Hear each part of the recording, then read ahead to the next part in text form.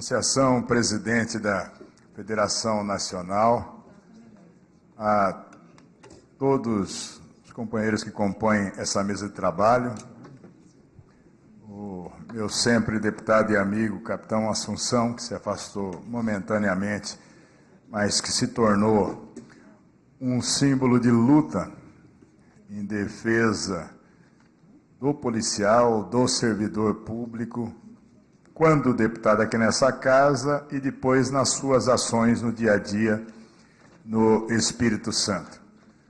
Quero saudar todas as entidades representativas de servidores do sistema prisional de todo o país, na figura do meu irmão de luta em São Paulo, o Gilson, que é presidente do Sindicorp, e vários companheiros que estivemos juntos essa semana em Bauru, fazendo uma calorosa recepção ao Geraldo Malkmin, que é a encarnação verdadeira do mal como administrador, e que ele foi a Bauru e quase uma centena de agentes penitenciários estiveram lá para cobrar coisas mais do que legítimas.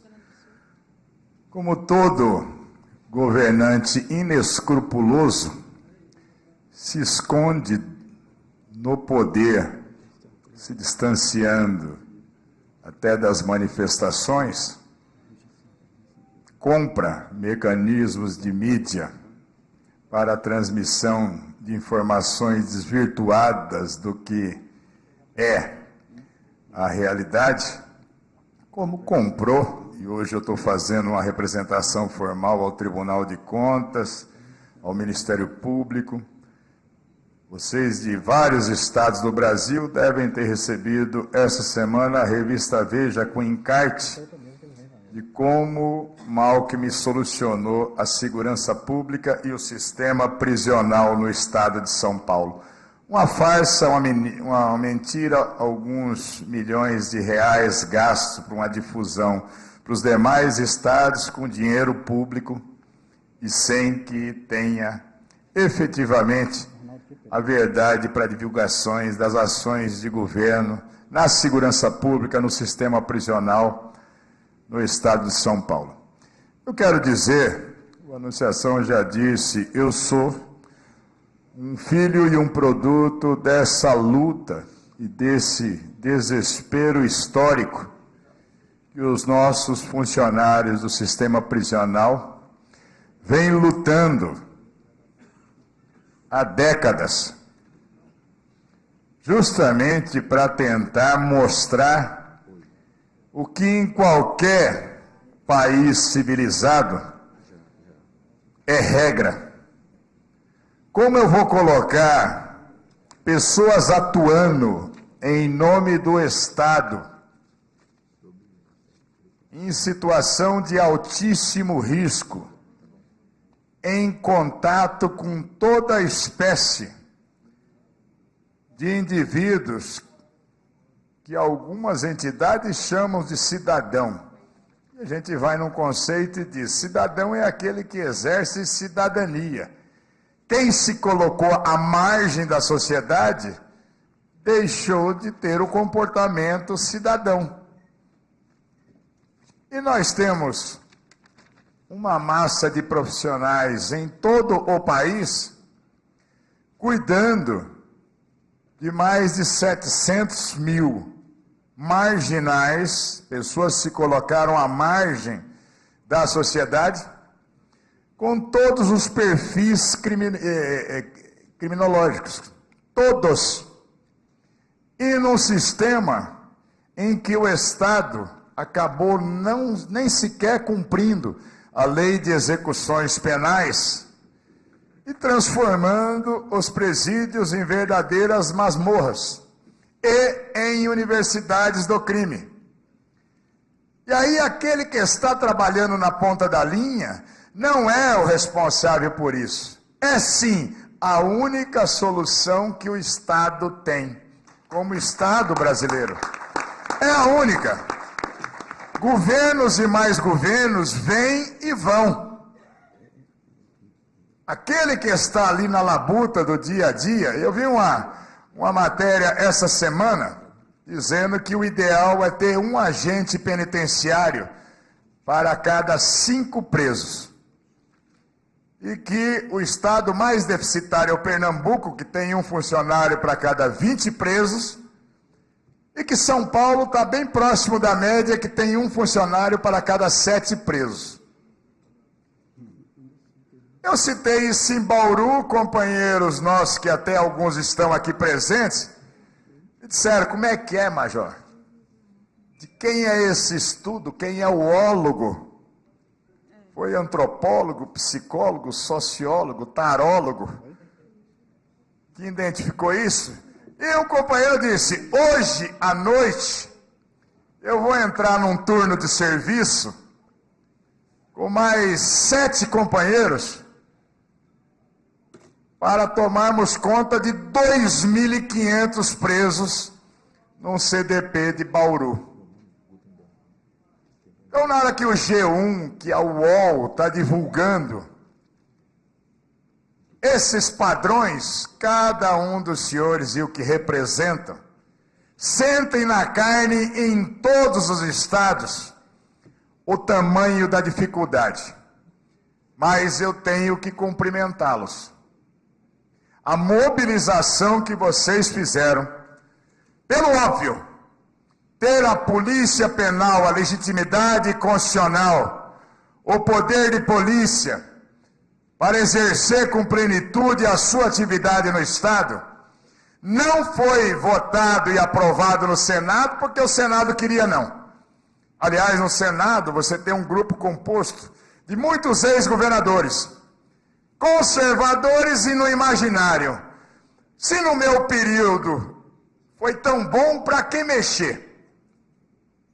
Mas a perseverança, a forma educada, mais firme, que cada um de vocês, e a gente sabe o tamanho da dificuldade, com os sindicatos e entidades, pobres, sem recursos, o quanto é difícil chegar aqui em Brasília, com o traslado, com a alimentação, com a hospedagem, e tantas lutas inglórias, tanto e tanto descaso que sofrem.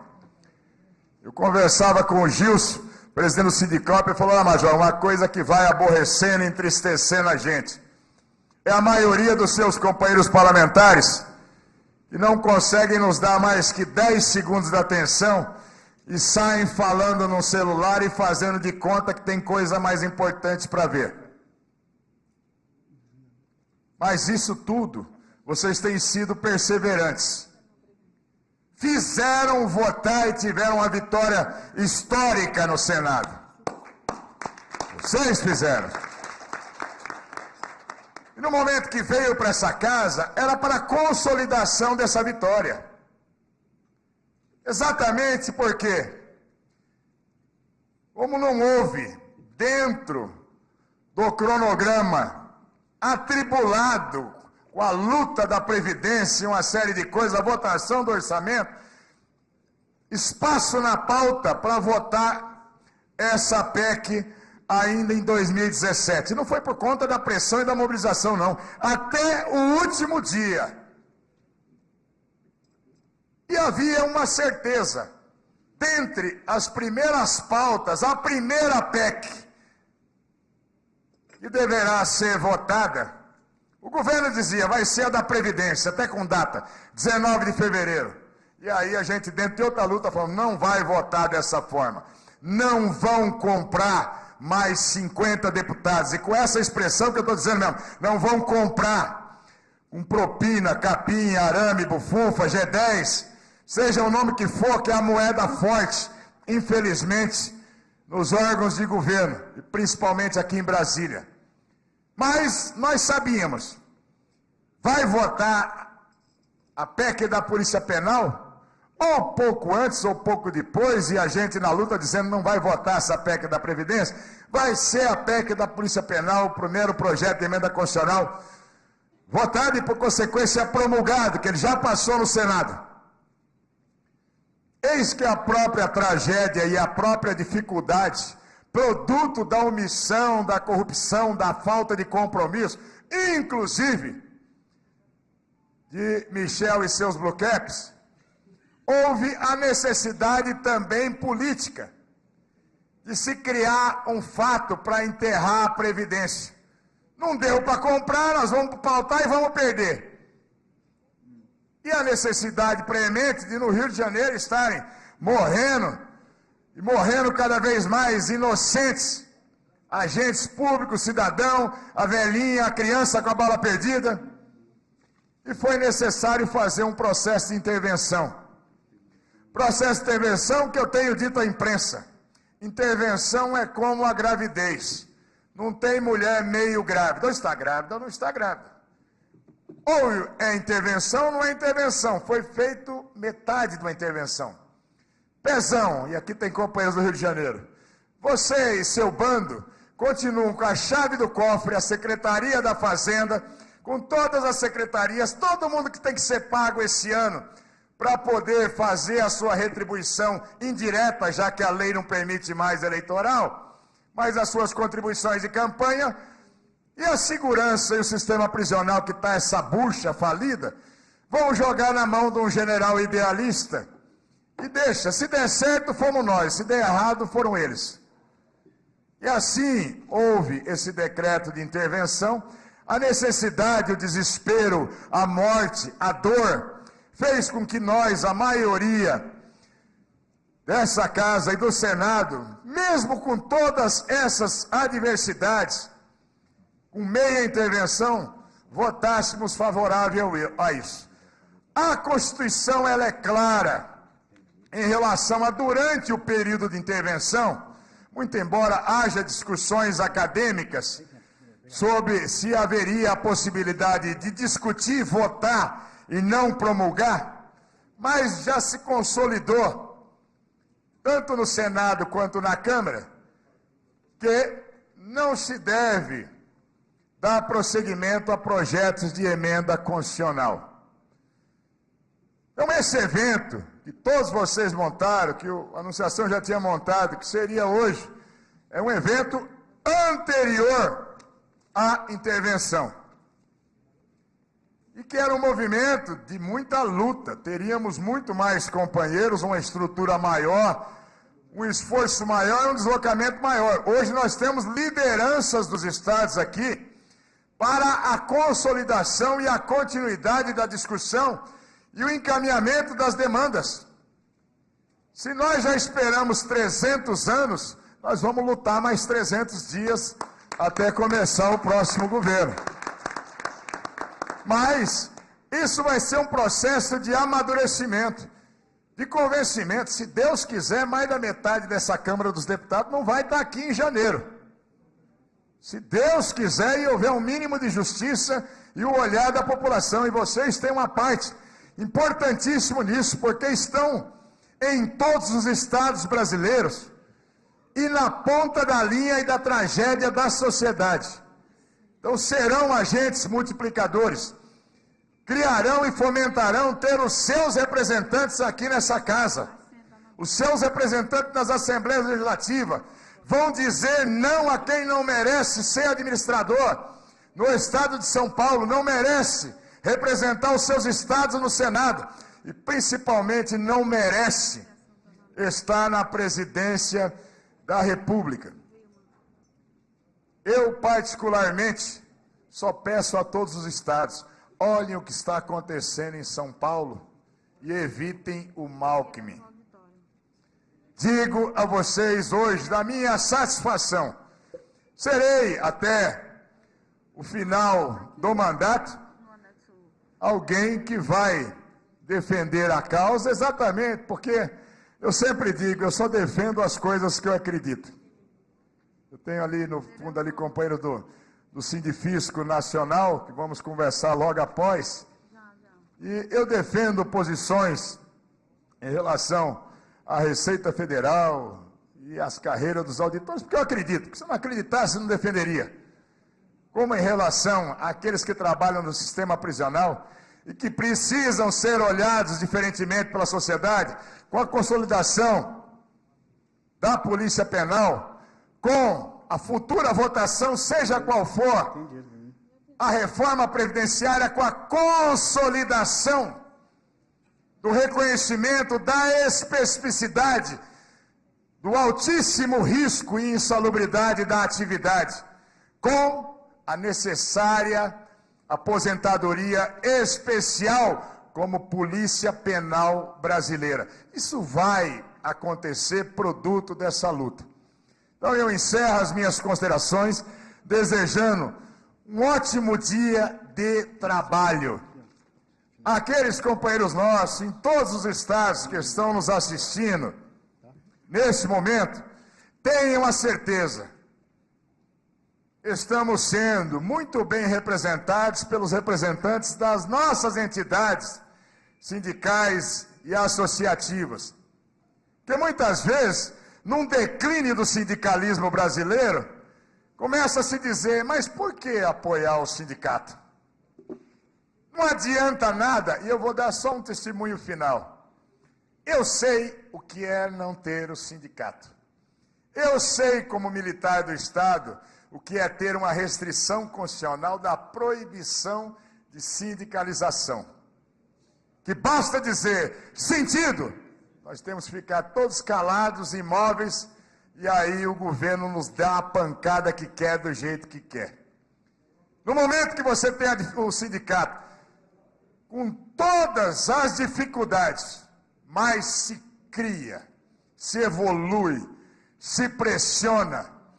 No momento em que ia ser feita uma safadeza histórica, uma colocação de manhã e uma retirada à tarde, dessa especificidade dos funcionários do sistema prisional na Comissão Especial da PEC da Previdência. Vocês, que eu não canso de dizer, pouco mais de 300, 400, que sejam, naquele gramado aqui na frente da casa, tomaram uma decisão que ao longo da história, daqui a 50 anos vocês vão ser história da luta. Quando falarem da história da Polícia Penal Brasileira, da história da Previdência Pública em relação a funcionários do sistema prisional, vocês serão parte dessa história. Porque no desespero de estarem representando quase 200 mil companheiros em todo o país, disseram, nós vamos fazer qualquer coisa legal e legítima para defender os nossos direitos. E ocuparam o Ministério da Justiça. E realmente eu tive a oportunidade de estar lá junto com o deputado Lincoln para mediar com o ministro e com vocês, a anunciação que estava ali, a saída negociada de vocês. Falou, pode botar a Força Nacional, o Exército, a Cavalaria Americana. Nós não vamos sair sem uma posição em relação à nossa dignidade. Houve o compromisso do ministro, depois não cumprido, do presidente da casa aqui, depois não cumprido, e pelo não cumprimento, no dia seguinte, centenas de vocês ocuparam parte das instalações dessa casa, com um pouco mais de calor e emoção, que nos levaram todos às lágrimas pelos gases que foram jogados pela Polícia Legislativa, mas que, e aí, para encerrar mesmo, todos os servidores públicos brasileiros devem a essa loucura de vocês não ter sido votada a comissão especial naquela noite para começar no dia subsequente a discussão em plenário e que já seria uma realidade a votação dessa funesta PEC 287 da Previdência. Graças a vocês, graças ao arrojo, a loucura, como disseram alguns, aquilo paralisou todo aquele processo macabro que ia bater com tranquilidade mais de 308 votos dentro do plenário, 54 no Senado.